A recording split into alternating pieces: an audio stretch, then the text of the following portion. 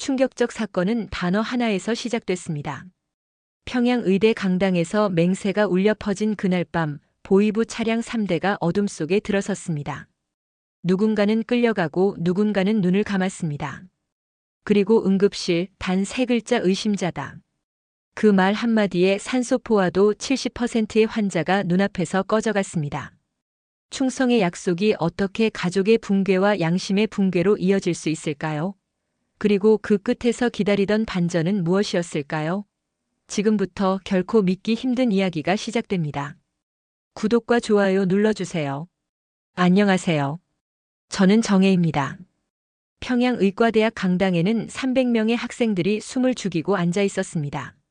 무대 위 5개의 형광등이 차갑게 내려다보고 뒤편에서 들려오는 기침소리 하나하나가 총성처럼 날카로웠어요. 제 손은 원고지를 움켜쥐고 있었고 종이가 축축할 정도로 식은땀이 흘렀습니다. 다음 발표자 정혜 학생. 충성 발표를 시작하십시오. 사회자의 목소리가 강당을 가득 채웠습니다. 저는 떨리는 다리로 단상에 올라섰어요. 300쌍의 시선이 화살처럼 제 등을 관통했습니다. 마이크 앞에 서니 심장이 목구멍까지 뛰어올랐어요. 원고지를 펼쳤습니다. 검은 글씨들이 물결치듯 흔들려 보였어요. 저는 의술로 조국과 수령님을 받들겠습니다. 제 목소리가 강당을 가득 메웠습니다. 하지만 그 소리가 제 입에서 나온 게 맞나 싶을 정도로 낯설었어요. 마치 다른 사람의 목소리 같았습니다. 어려운 환자든 쉬운 환자든 당의 지침에 따라 치료하겠습니다. 개인의 동정심보다 집체의 이익을 우선하겠습니다. 의심스러운 환자라 해도 당이 허락하면 치료하고 당이 금지하면 손대지 않겠습니다. 원고를 읽어 내려가는데 목이 점점 메말라갔어요. 이상했습니다. 분명히 좋은 일인데 왜 이렇게 가슴이 답답한 걸까요? 첫 번째 줄에 앉은 김 교수가 천천히 고개를 끄덕였습니다. 좋다. 바로 그런 의식을 가져야 진짜 의사가 되는 거다. 강당이 조용해졌어요. 그러다 갑자기 박수가 터져 나왔습니다. 하지만 그 소리가 어색했어요. 마치 의무적으로 치는 것 같았습니다. 동기들의 표정도 밝지 않았어요. 훌륭합니다. 이 학생의 가정에는 특별 배급쌀 5kg이 지급될 것입니다. 사회자의 말에 제 얼굴에 처음으로 진짜 미소가 번졌습니다. 쌀 5kg이요. 우리 집에서는 한 달치 식량이었어요. 아버지께서 얼마나 기뻐하실까 생각하니 가슴이 뛰었습니다. 자리로 돌아오는데 옆자리 민호가 작게 속삭였어요. 정혜야, 용기 있다. 하지만 그의 말이 끝나지 않았습니다. 뭔가 하고 싶은 말이 더 있는 것 같았지만 입을 다물었어요. 주변을 둘러보더니 고개만 저었습니다. 발표회가 끝나고 강당을 나섰습니다. 복도에 붙은 수령님 초상화가 저를 내려다보고 있었어요. 그 눈빛이 따뜻한지 차가운지 알 수 없었습니다. 집으로 가는 길 하늘에는 별이 하나도 보이지 않았어요. 구름이 낮게 깔려 있었습니다. 발걸음이 평소보다 빨라졌어요.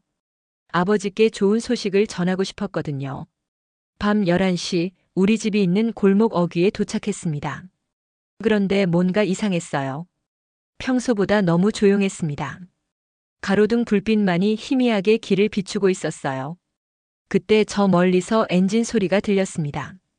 검은 승용차 3대가 천천히 나타났어요. 소리도 없이 우리 집 앞에 일렬로 멈춰섰습니다.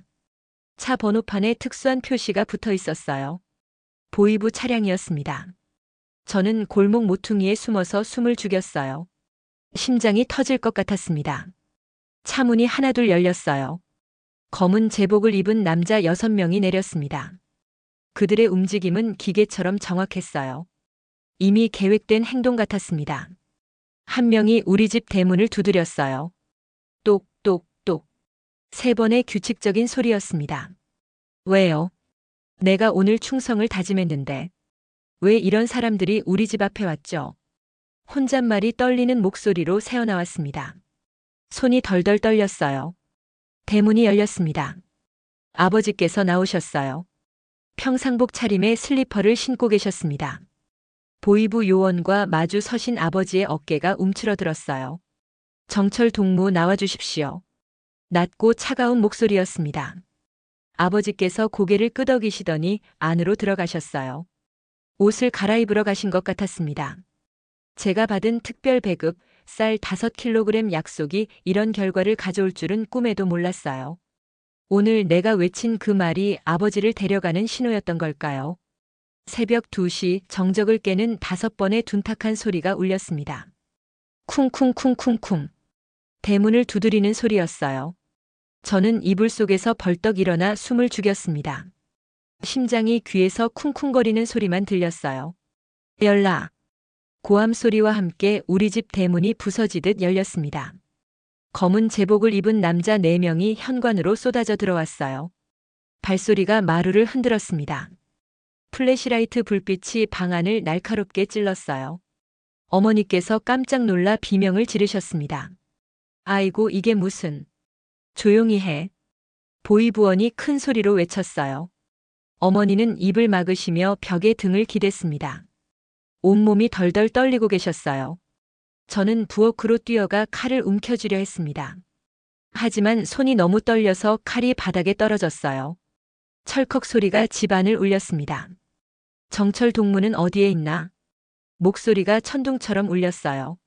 아버지께서 안방에서 나오셨습니다. 급하게 옷을 걸치신 모습이었어요. 얼굴이 새파랗게 질려 있었습니다. 여기 있습니다만 무슨 일입니까? 아버지의 목소리가 떨렸어요. 하지만 최대한 침착함을 유지하려 하셨습니다. 보이부원 중 하나가 아버지의 책상으로 다가갔습니다. 서랍을 거칠게 뒤지기 시작했어요. 책들이 바닥에 우수수 떨어졌습니다. 그러더니 뭔가를 찾았다는 듯 손에 들었어요. 외국 의학 잡지였습니다. 이게 뭐냐? 잡지를 높이 들어 올렸어요. 영어로 된 제목이 선명하게 보였습니다. 아버지께서 병원에서 가져오신 최신 의학 논문집이었어요. 그건 단지 의학 논문일 뿐입니다. 환자 치료에 필요해서. 입 닥쳐라. 보이부원이 아버지의 말을 끊었어요. 이게 반동 사상의 증거다. 서구 의학을 숭배하며 우리 의학을 깔보는 반동분자. 아버지의 얼굴이 하얗게 변했습니다. 아닙니다. 환자를 살리려는 연구 자료일 뿐이에요. 어떻게 이런 게 반동이 될 수 있습니까? 내 피 자체가 반동이다. 딸놈이 어제 충성 맹세를 했다고 해서 내가 깨끗해지는 줄 알았나? 그 말에 저는 온몸이 얼어붙었습니다. 제가 어제 한 발표 때문에 아버지가 더 의심을 받게 된 걸까요? 아니면 이미 예정된 일이었던 걸까요? 2명의 보이부원이 아버지의 팔을 붙잡았습니다. 끈으로 손목을 묶기 시작했어요. 아버지께서 저항해 보시려 했지만 소용없었습니다. 정혜야, 공부 열심히 해라. 어머니 잘 모시고. 말하지 마. 보이부원이 아버지의 입을 막았어요. 아버지의 마지막 말씀이 중단됐습니다. 어머니께서 울부짖으셨어요. 제발요, 이 사람은 착한 사람이에요. 환자만 생각하는 사람이라고요. 닥쳐. 다시 떠들면 너도 끌고 간다. 어머니는 벽에 기대서서 손으로 입을 막으셨어요. 눈물이 볼을 타고 흘렀습니다. 아버지가 끌려나가셨어요. 현관을 지나 대문을 나서는 아버지의 뒷모습이 보였습니다. 구부정한 어깨, 묶인 2손. 그 모습이 제 가슴을 찢었어요. 밖에서는 트럭 엔진 소리가 들렸습니다. 아버지께서 적재함에 실리셨을 거예요. 창살이 달린 트럭 말입니다. 잠깐 트럭이 출발하기 전에 창문 너머로 아버지와 눈이 마주쳤어요. 아버지께서 고개를 끄덕이셨습니다. 마치 괜찮다, 걱정하지 마라고 말씀하시는 것 같았어요. 하지만 저는 알고 있었습니다. 괜찮지 않다는 걸요. 전혀 괜찮지 않다는 걸요. 트럭이 사라진 후 집안은 죽음처럼 조용해졌습니다. 어머니께서 바닥에 주저앉아 소리 없이 우셨어요. 저는 벽에 기대서서 온몸이 떨렸습니다. 책상 위에는 아직도 흩어진 책들이 있었어요. 그 중에 아버지께서 평소 즐겨보시던 의학서도 있었습니다. 환자의 생명을 구하는 것이 의사의 사명이라고 적힌 페이지가 펼쳐져 있었어요. 충성이면 안전하다고 생각했는데 혼잣말이 새어나왔습니다. 어제 제가 무대에서 외친 그 말들이 되돌아왔어요. 의술로 수령을 받들겠다고 했는데 왜 우리 가족이 이런 일을 당해야 하는 거죠? 창밖을 바라봤습니다. 동쪽 하늘이 희미하게 밝아오고 있었어요. 새벽이 오고 있었습니다. 하지만 우리 집에는 더 이상 아침이 오지 않을 것 같았어요. 내가 외친 말이 아버지를 데려간 거야. 목소리가 떨렸습니다. 충성의 대가로 받을 쌀 5kg 대신 아버지가 사라졌어요. 이게 진짜 충성의 보상인 건가요? 이게 우리가 바라던 결과인 건가요? 어머니께서 여전히 우고 계셨습니다. 저는 아무 말도 할 수 없었어요. 무슨 말을 해야 할지 몰랐습니다. 아버지는 언제 돌아오실까요? 아니면 영영 돌아오지 못하는 건가요? 그날 밤 저는 잠들 수 없었습니다.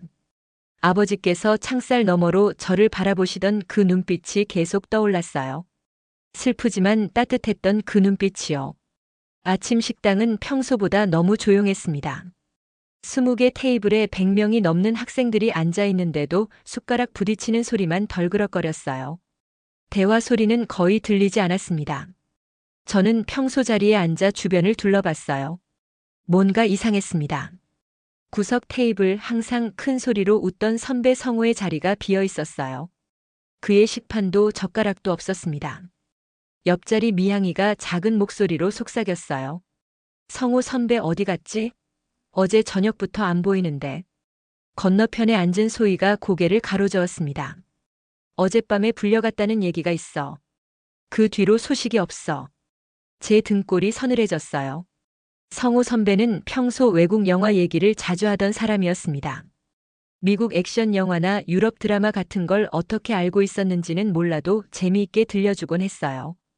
불려갔다는 게 뭐야? 저도 모르게 물어봤습니다. 하지만 아무도 대답하지 않았어요. 모두들 고개를 숙이고 밥만 떠먹었습니다. 점심때 도서관에 갔습니다. 평소 공부하던 구석자리에 앉았어요. 소희가 제 옆에 와서 앉더니 귀에 대고 속삭였습니다. 체육학과 김민수 선배도 어제부터 안 보여. 왜? 해외 스포츠 얘기 많이 했잖아. 올림픽이나 월드컵 같은 거. 소희의 얼굴이 하얗게 질려 있었어요. 손도 미세하게 떨리고 있었습니다. 설마 그것 때문에. 모르겠어. 하지만 확실한 건 사라졌다는 거야. 그때 음악실에서 나온 정민이가 우리에게 다가왔습니다. 눈이 빨갛게 부어 있었어요. 울었다는 게 뻔히 보였습니다. 너희들 들었어? 정민이의 목소리가 떨렸어요. 뭘? 내 친구 은경이. 클래식 좋아하던 애 있잖아. 피아노학과 3학년. 응, 알아. 베토벤 소나타 잘 치던 애? 그 애가 어젯밤에 기숙사에서 나간 뒤로 안 돌아왔어. 방에서 짐까지 치웠대. 정민이가 손으로 얼굴을 가렸습니다. 어깨가 들썩였어요. 클래식을 좋아한 게 죄라니. 이게 학교냐 감옥이냐. 저는 할 말을 잃었습니다. 성우 선배, 김민수 선배, 은경이. 사흘 만에 3명이나 사라졌어요. 모두 공통점이 있었습니다. 외국 문화에 관심이 있었다는 것. 기숙사로 돌아가는 길에 게시판을 봤습니다. 새로운 공지문이 붙어 있었어요. 빨간 도장이 선명하게 찍힌 흰 종이였습니다. 전 학생 충성심 재검증 면담 실시. 글씨가 크고 굵었어요. 마치 우리를 겨냥한 것처럼 보였습니다. 면담 대상자는 개별 통보할 예정이니 대기하시기 바랍니다. 아래쪽 작은 글씨까지 읽고 나니 온몸에 소름이 돋았어요. 개별 통보라는 게 무슨 뜻인지 알 것 같았습니다. 밤에 기숙사 복도를 걸었습니다. 3층 끝방 성우 선배가 살던 방 앞을 지나쳤어요. 문이 열려 있었습니다. 안을 들여다봤어요. 침대는 그대로 있었습니다. 책상도 의자도 옷장도 그대로였어요. 하지만 주인은 없었습니다. 책들이 책상 위에 가지런히 쌓여 있었고 옷도 옷장에 걸려 있었어요. 마치 잠깐 나간 것처럼 보였습니다. 하지만 저는 알고 있었어요. 성우 선배는 다시 돌아오지 않을 거라는 걸요. 2층에 내려갔습니다. 은경이가 살던 방도 똑같았어요. 피아노 악보가 책상 위에 펼쳐져 있었습니다. 베토벤 월광 소나타였어요. 연필로 메모한 흔적도 선명했습니다. 연습하던 도중에 끌려간 건가? 혼잣말이 새어나왔어요. 목소리가 떨렸습니다. 제 방으로 돌아와 침대에 누웠습니다. 천장을 바라보며 생각했어요. 아버지도 사라지고 선배들도 사라지고 친구도 사라졌습니다. 다음은 누구 차례일까요? 미향이가 옆 침대에서 뒤척였어요. 정혜야, 잠 안 와? 응. 너도? 무서워서 못 자겠어. 우리 차례가 곧 오겠지. 미향이의 목소리도 떨렸어요. 저는 고개를 돌려 그녀를 바라봤습니다. 창문으로 들어오는 달빛에 그녀의 얼굴이 하얗게 보였어요. 충성이 우리를 지켜준다고 생각했는데 제가 작게 말했어요. 지켜주지 못해. 충성에도 사라지고 아내도 사라져. 미향이가 대답했습니다. 그럼 뭘 어떻게 해야 하는 거야? 모르겠어. 아무것도 모르겠어. 복도에서 발걸음 소리가 들렸습니다. 저와 미향이는 동시에 숨을 죽였어요. 혹시 우리를 부르러 온 건 아닐까 하는 생각이 들었습니다. 발걸음이 우리 방 앞을 지나갔습니다. 다행히 멈추지 않았어요. 하지만 안도감은 오래가지 않았습니다. 언젠가는 우리 방 앞에서도 멈출 테니까요. 창밖을 바라봤습니다. 별이 몇 개 보였어요. 저 별들은 자유롭게 하늘에 떠 있었습니다. 아무도 그들을 끌어내리지 못했어요. 나도 저 별처럼 자유롭고 싶어. 마음속으로 생각했습니다. 하지만 현실은 달랐어요. 우리는 별이 아니었습니다. 언제든 사라질 수 있는 존재들이었어요. 그날 밤 저는 새벽까지 잠들지 못했습니다. 아버지 생각, 사라진 선배들 생각, 그리고 우리의 미래에 대한 걱정으로 머리가 복잡했어요. 충성은 더 이상 우리를 보호해주지 못한다는 걸 깨달았습니다. 교실에 들어선 건 평소 교수가 아니었습니다. 검은 정장을 입은 중년 남자였어요. 가슴에 빨간 배지가 달려 있었습니다. 사상교육 담당관이었어요. 앞으로 일주일간 특별 면담을 실시한다. 그의 목소리가 교실을 가득 채웠습니다. 30명의 학생들이 모두 고개를 숙였어요. 펜을 굴리거나 책장을 넘기는 소리만 들렸습니다. 반동 사상을 뿌리째 뽑겠다. 거짓말이 발각되면 가족까지 조사할 것이다. 담당관의 시선이 교실을 훑었어요. 마치 우리 중 누가 반동인지 찾고 있는 것 같았습니다. 저는 책상에 고개를 받고 있었지만 그 시선을 느낄 수 있었어요. 명단은 순서대로 호명할 예정이다. 준비해라. 수업이 끝나고 복도로 나왔습니다. 학생들이 3, 3, 5 모여서 속삭이고 있었어요. 하지만 목소리가 너무 작아서 무슨 말인지 알 수 없었습니다. 기숙사로 돌아가는 길에 또 빈자리를 발견했습니다. 이번엔 같은 과 후배였어요. 어제까지만 해도 복도에서 인사하던 아이였습니다. 연주야? 미향이가 빈 침대를 바라보며 말했어요. 침대는 깔끔하게 정돈되어 있었습니다. 하지만 가방만 덩그러니 놓여 있었어요. 주인 없는 가방이었습니다. 어젯밤에 불려갔다는 얘기가 있어. 옆방 아이가 작게 말했어요. 미향이의 눈에 눈물이 고였습니다. 이젠 우리 차례야. 분명히 우리 차례가 올 거야. 저녁 시간 도서관 구석진 자리에서 4명이 모였습니다. 저와 미향, 소희, 정민이었어요. 주변을 살피며 아주 작은 목소리로 대화했습니다. 이대로 있으면 끝장이야. 소희가 먼저 입을 열었어요. 그녀의 목소리는 떨렸지만 단호했습니다. 뛰어야 해. 다른 방법은 없어. 정민이가 고개를 끄덕였습니다. 손이 떨리고 있었지만 표정은 결연했어요. 어디로? 어떻게? 미향이가 물었어요. 목소리가 가늘게 떨렸습니다. 국경이야. 두만강을 건너는 거야. 소희가 대답했습니다. 미쳤어? 그건 죽으러 가는 거야. 여기 있어도 죽는 거야. 그럼 차라리 시도라도 해보자. 저는 가슴이 두근거렸어요. 탈출이라니. 상상해 본 적도 없던 일이었습니다. 하지만 다른 선택지가 있을까요? 언제? 제가 물었어요. 토요일 자정. 기숙사 경비가 가장 허술할 때야. 소희가 계획을 말했습니다. 이미 오래 생각해온 것 같았어요. 어떻게 나가? 후문으로. 경비원이 2명뿐이야. 그들이 순찰 도는 시간을 노리는 거야. 만약 잡히면? 미향이가 불안하게 물었어요. 잡히면. 어차피 죽는 거야. 여기 있어도 죽고 도망가다 잡혀도 죽어. 정민이가 씁쓸하게 웃었습니다. 밤에 기숙사로 돌아왔습니다. 창문으로 밖을 내다봤는데 검은 승용차 3대가 주차되어 있었어요. 보이부 차량이었습니다. 경적이 한 번 울렸어요. 그 소리에 제 심장이 쿵 내려앉았습니다. 내일이면 우리 이름이 불려질 거야. 혼잣말이 새어나왔어요. 더 이상 기다릴 시간이 없었습니다. 다음 날 아침 면담 명단이 게시판에 붙었습니다. 첫 번째 날 대상자 5명의 이름이 적혀 있었어요. 다행히 우리 이름은 없었습니다. 하지만 시간 문제였어요. 김성민, 박영희, 최진우. 이름들을 읽어보니 모두 아는 사람들이었습니다. 외국 문화에 관심이 있거나 다른 생각을 가진 것 같은 학생들이었어요. 점심시간에 또 만났습니다. 이번에는 화장실에서였어요. 다른 사람들이 없는 곳이었습니다. 결정해야 해. 소희가 말했어요. 토요일 자정. 마지막 기회야. 저는 고민했습니다. 아버지는 어떻게 되실까요? 어머니는 혼자 괜찮으실까요? 하지만 여기 남아있으면 저도 사라질 거예요. 그럼 아무 의미가 없습니다. 좋아. 하자. 저도 결심했어요. 미향이도 고개를 끄덕였습니다. 정민이도 마찬가지였어요. 4명 모두 같은 마음이었습니다. 그날 저녁 각자 준비했습니다. 필요한 물건들을 가방에 넣었어요. 너무 많으면 의심받으니까 최소한만요.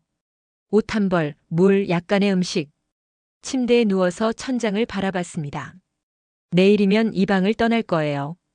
다시는 돌아오지 못할지도 모릅니다. 미향이가 옆 침대에서 뒤척였어요.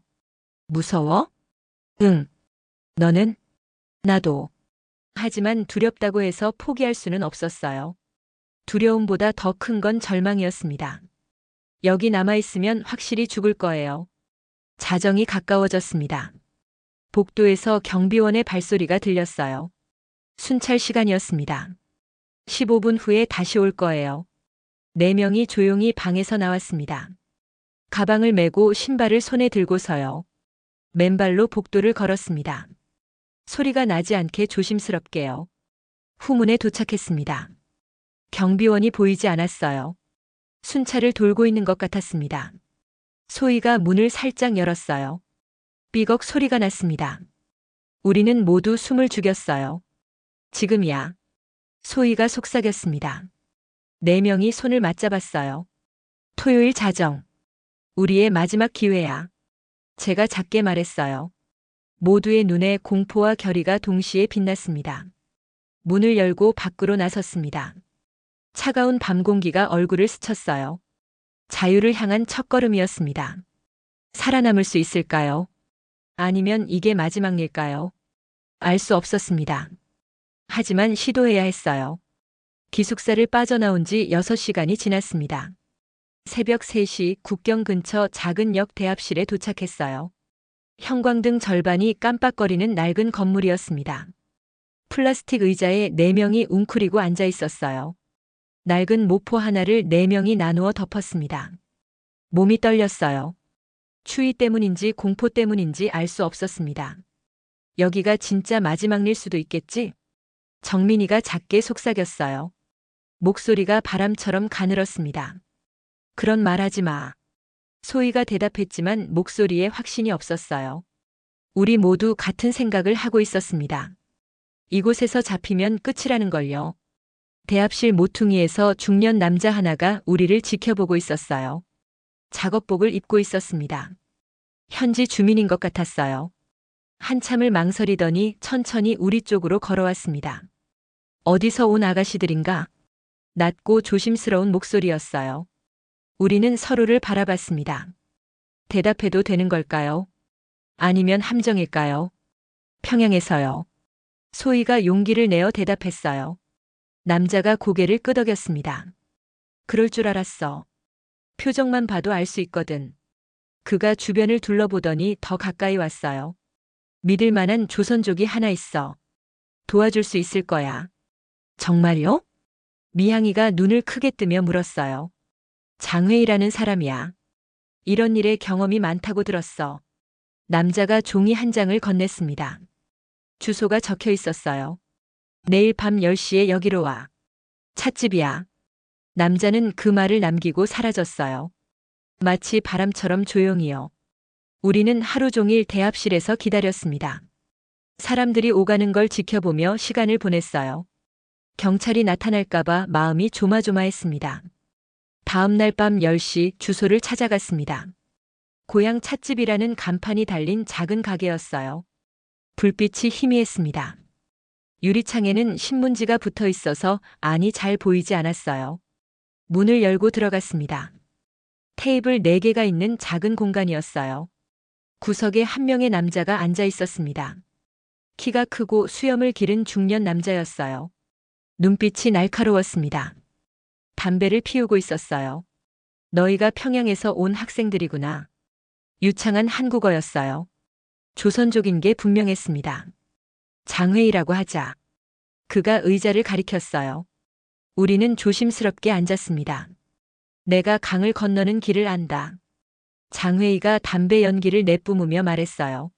안전하게 데려다 줄 수 있다. 하지만 쉬운 일은 아니야. 어떻게요?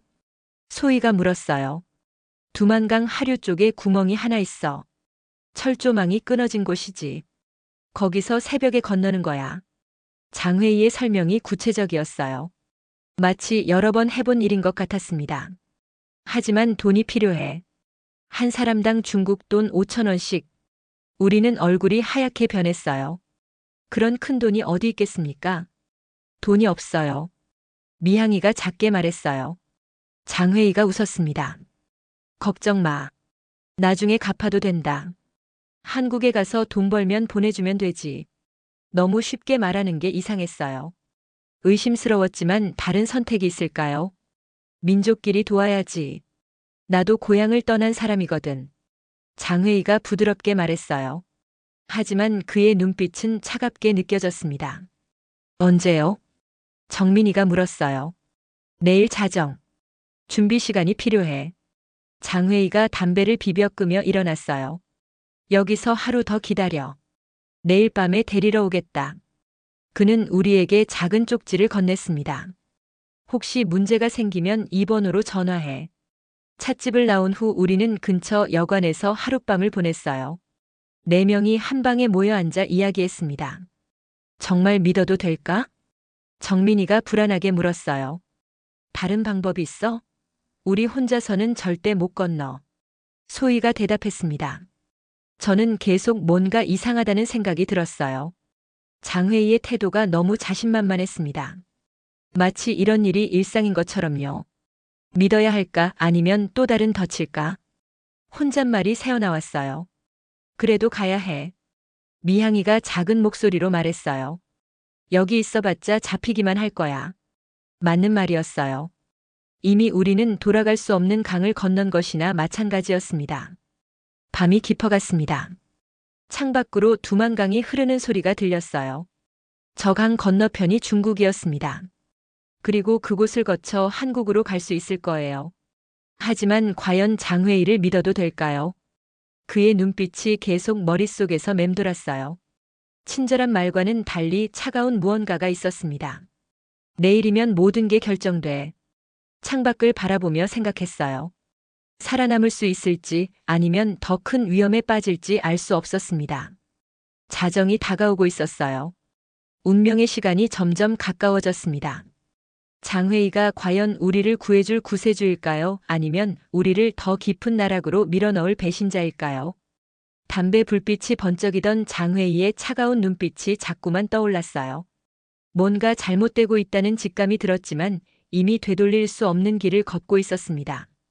자정 12시 두만강 강둑에 4명이 서 있었습니다. 달빛이 물결에 반짝이고 있었어요.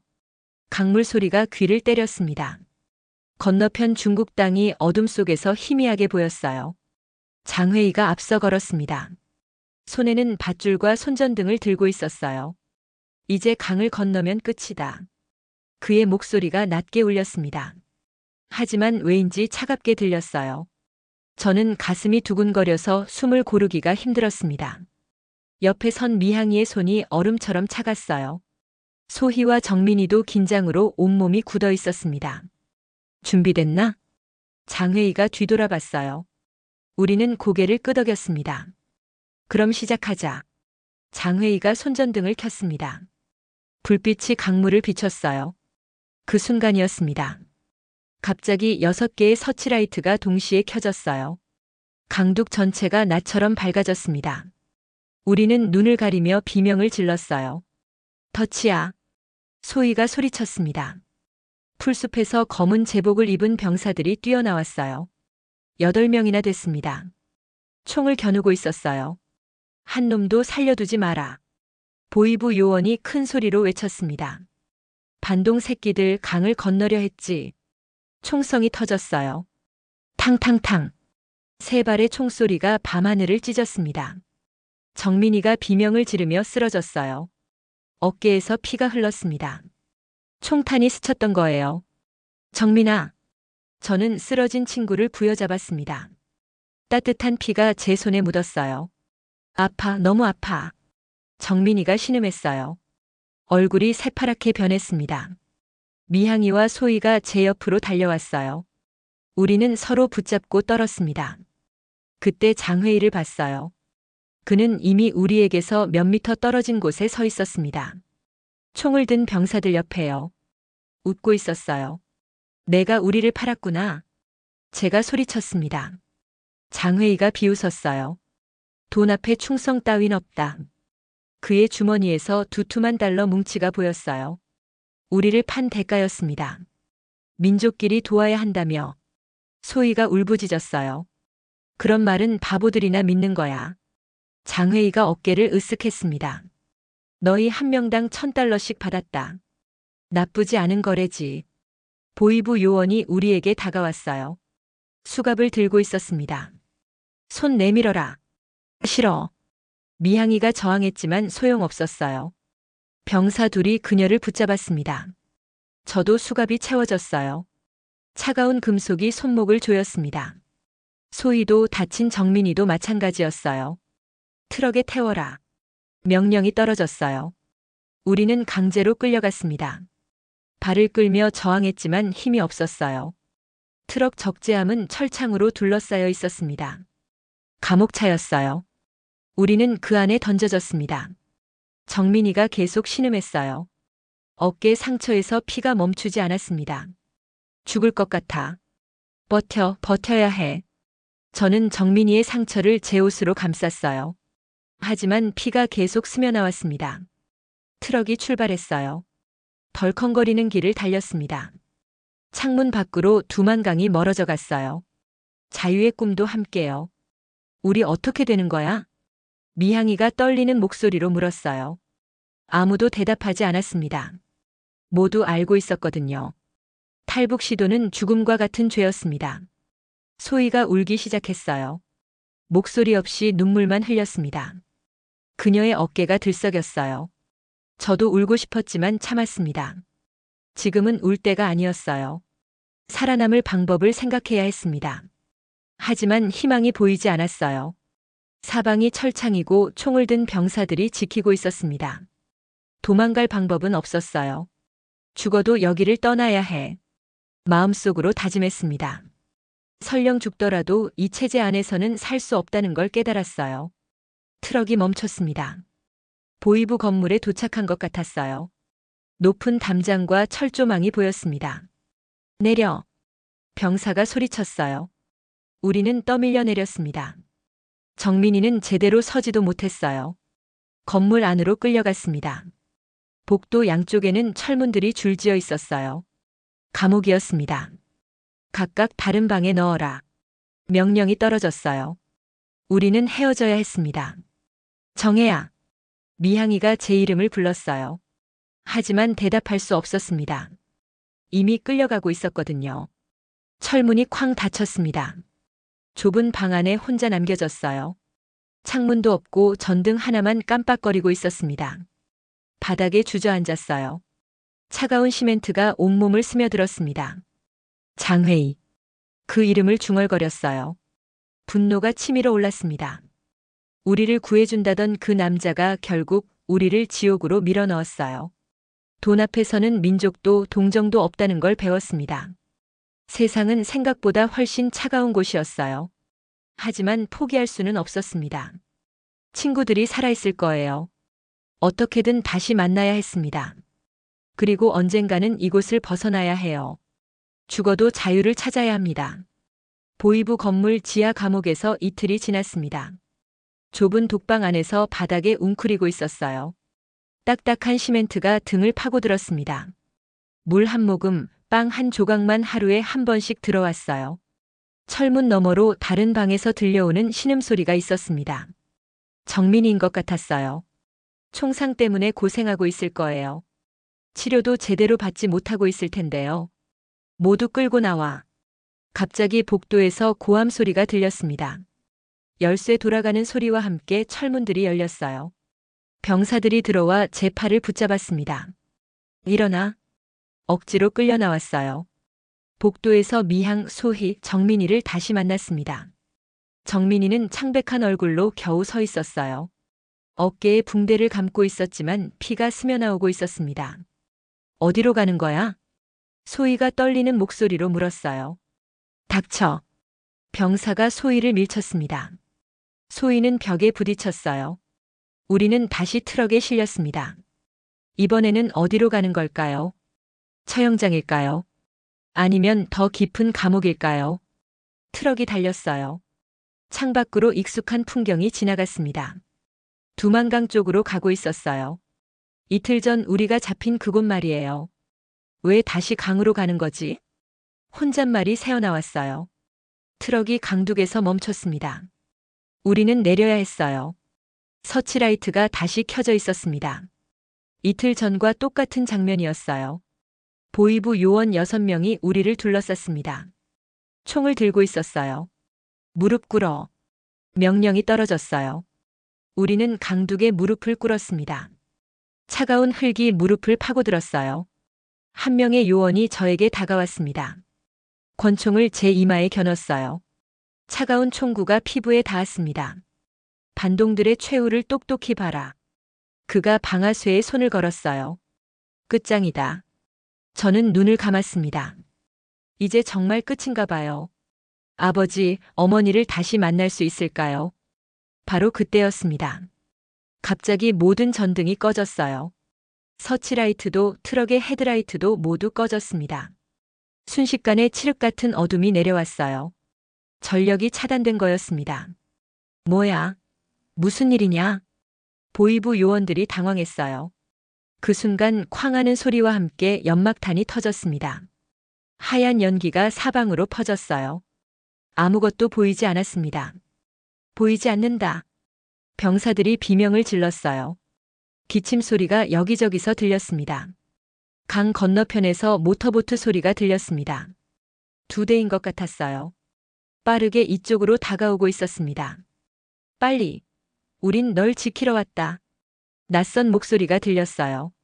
한국어였지만 억양이 달랐습니다. 남한 사람이었어요. 누군가 제 팔을 붙잡았습니다. 강한 손이었어요. 일어나. 보트로. 저는 끌려갔어요. 연기 때문에 앞이 보이지 않았지만 발걸음을 따라갔습니다. 물가에 도착했어요. 큰 고무보트가 대기하고 있었습니다. 검은색 옷을 입은 사람들이 타고 있었어요. 빨리 타. 저는 보트에 올랐어요. 미향과 소희도 끌려왔습니다. 정민이는? 제가 소리쳤어요. 여기 있어. 다른 보트에서 대답이 들렸어요. 구조요원이 정민이를 업고 있었습니다. 사람부터 지킨다. 총알보다 생명이 먼저다. 그가 외쳤어요. 보트가 출발했습니다. 강 한가운데로 빠르게 나아갔어요. 뒤에서 총소리가 들렸습니다. 탕탕탕. 하지만 어둠과 연기 때문에 제대로 조준할 수 없었을 거예요. 빛을 켜라. 놈들을 놓친다. 보이부 요원의 절규가 들렸어요. 하지만 이미 늦었습니다. 우리는 강 한가운데 있었어요. 우린 살았다. 눈물이 흘렀어요. 죽음 직전에서 기적적으로 구해진 거였습니다. 구조요원이 제게 담요를 덮어줬어요. 괜찮나? 따뜻한 목소리였어요. 진짜로 걱정해주는 것 같았습니다. 누구세요? 한국에서 온 구조팀이야. 탈북자들을 돕는 단체지. 어떻게 우리가 있는 걸 알았어요? 정보가 있었어. 4명의 학생이 위험에 처했다는. 보트는 중국 쪽 강둑에 도착했습니다. 차량이 대기하고 있었어요. 이제 안전해. 한국까지 데려다 줄게. 구조요원이 말했어요. 정민이는 응급치료를 받았습니다. 의료진이 상처를 소독하고 새 붕대를 감았어요. 많이 아파? 제가 물었어요. 괜찮아. 살았잖아. 정민이가 힘없이 웃었어요. 차량이 출발했습니다. 창밖으로 북한 땅이 멀어져 갔어요. 서치라이트가 여전히 강둑을 비추고 있었지만 우리는 이미 안전한 곳에 있었습니다. 죽음 앞에서 처음으로 인간답게 지켜졌어. 혼잣말이 새어나왔어요. 체제는 우리를 버렸지만 낯선 사람들이 목숨을 걸고 구해줬습니다. 사람부터 지킨다는 그들의 말이 가슴에 와닿았어요. 고마워요. 구조요원에게 말했어요. 당연한 일이야. 사람이라면 누구든 도와야지. 그의 대답이 따뜻했어요. 우리를 구분하지 않았습니다. 북한 사람이라고 해서 차별하지도 않았어요. 이제 진짜 자유를 향해 가는 거예요. 아직 갈 길이 멀지만 희망이 보였습니다. 죽음의 공포에서 벗어나 새로운 삶을 시작할 수 있을 거예요. 밤하늘에 별이 떠올랐습니다. 자유로운 별들이었어요. 우리도 이제 그 별들처럼 자유롭게 살 수 있을 거라 믿었습니다. 서울 시내 한 대학병원 응급실이었습니다. 형광등이 환하게 비추는 가운데 의료진들이 분주하게 움직이고 있었어요. 정민이가 들것에 실려 들어왔습니다. 어깨 상처에서 계속 피가 흘리고 있었어요. 총상 환자 들어왔습니다. 간호사가 외쳤어요. 의사들이 달려왔습니다. 이름이 뭐죠? 어디서 왔나요? 누군가 물었지만 담당 의사가 손을 저었어요. 그런 건 나중이다. 우선 피부터 멈춰. 의사들이 정민이 주변에 둘러섰습니다. 수술 준비가 시작됐어요. 저는 복도에서 지켜봤습니다. 환자를 가리지 않았어요. 북한에서 온 사람이든 어디서 온 사람이든 상관없이 생명부터 구하려 했습니다. 환자를 가르지 않는다. 혼잣말이 새어나왔어요. 눈시울이 붉어졌습니다. 북한에서는 환자가 눈앞에서 죽어가도 의심자라는 이유로 손을 댈 수 없었어요. 하지만 여기는 달랐습니다. 사람이면 무조건 살리려 했어요. 수술은 성공적이었습니다. 정민이는 중환자실로 옮겨졌어요. 생명에는 지장이 없다고 했습니다. 며칠 후 조사관과 첫 면담을 했습니다. 작은 회의실에서였어요. 따뜻한 차 한 잔이 앞에 놓여 있었습니다. 우린 너희를 신문하려는 게 아니다. 조사관이 부드럽게 말했어요. 보호하고 돕기 위해 묻는 거다. 편하게 대답해도 된다. 저는 충격을 받았습니다. 북한에서 조사란 고문과 다름없었거든요. 하지만 이곳은 달랐어요. 정말로 우리를 보호하려 했습니다. 무서워하지 마. 넌 죄인이 아니라 보호받아야 할 사람이다. 조사관의 말에 안도감이 밀려왔어요. 고개를 끄덕였습니다. 몇 주 후 하나원에 입소했습니다. 정착 지원을 위한 교육기관이었어요. 미향, 소혜, 그리고 회복된 정민이와 함께 생활했습니다. 강의실에서 한국어 수업을 들었어요. 북한말과 다른 표현들을 배웠습니다. 선생님은 친절했어요. 틀려도 혼내지 않았습니다. 자유롭게 말해보세요. 틀려도 괜찮아요. 격려해 주셨어요. 컴퓨터 수업도 들었습니다. 인터넷이라는 게 신기했어요. 전 세계 정보를 자유롭게 볼 수 있었습니다. 북한에서는 상상도 못할 일이었어요. 이게 진짜 자유구나. 친구들과 웃으며 수업을 들었습니다. 몇 달 후 사회에 나왔습니다. 정부에서 주거 지원을 해줬어요. 작은 아파트였지만 우리만의 공간이었습니다. 대학 입학 준비를 했습니다. 검정고시를 치르고 수능을 봤어요. 쉽지 않았지만 포기하지 않았습니다. 다시 의사가 되고 싶었거든요. 드디어 의과대학에 입학했습니다. 새내기 오리엔테이션 날이었어요. 수백 명의 학생들이 모여 있었습니다. 앞으로 여러분은 생명을 다루게 됩니다. 교수님이 말씀하셨어요. 환자는 모두 평등합니다. 신분이나 출신을 가리지 마세요. 그 말이 가슴에 깊이 와닿았어요. 대학 생활은 즐거웠습니다. 친구들도 많이 사귀었어요. 처음엔 북한에서 왔다고 하면 신기해했지만 곧 평범한 친구로 대해줬습니다. 정혜야, 너 정말 대단하다.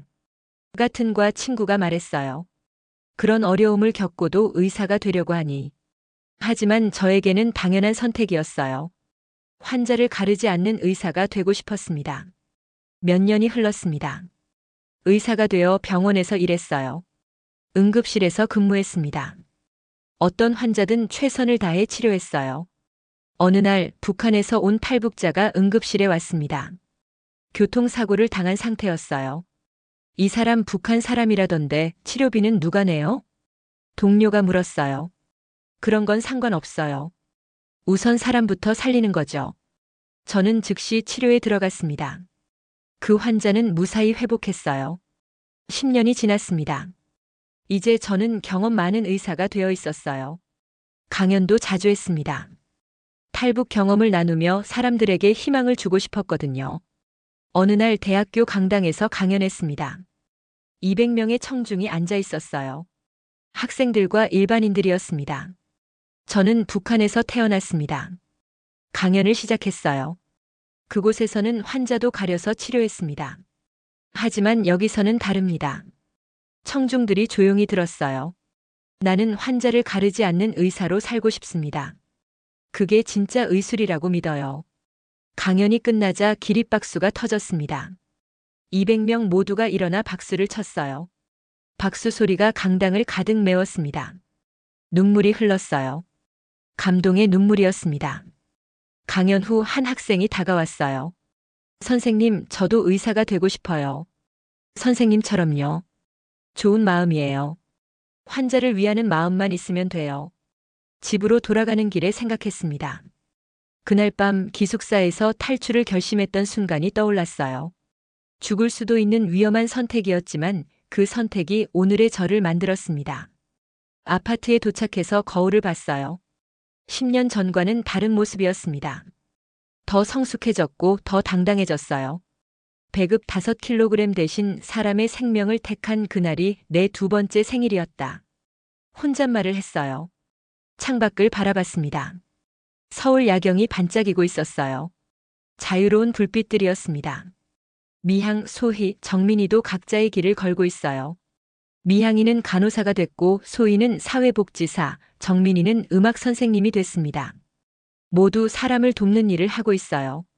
가끔 만나서 그때 이야기를 합니다.